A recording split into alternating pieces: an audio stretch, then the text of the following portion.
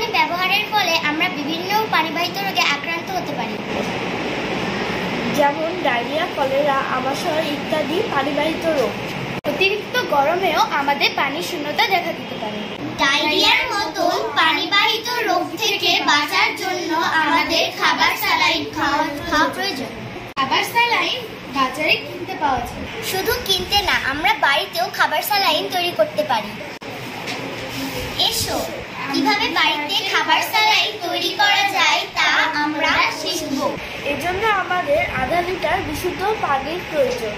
এজন্য আমাদের 1 মুঠো চিনি বা গুড়ের প্রয়োজন। আমাদের 1 চিমটি এই লবণ প্রয়োজন। প্রথমে আধা লিটার বিশুদ্ধ পানি নিতে হবে।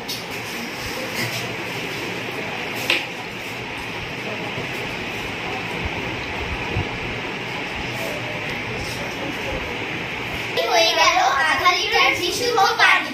আমরা এভাবে 1 মুঠো চিনি বা গুড় পানিতে দেব।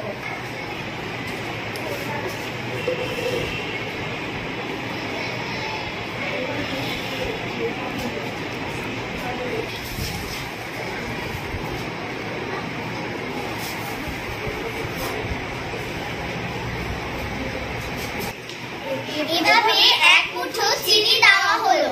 আমরা এভাবে 1 চিমটি লবণ নেব।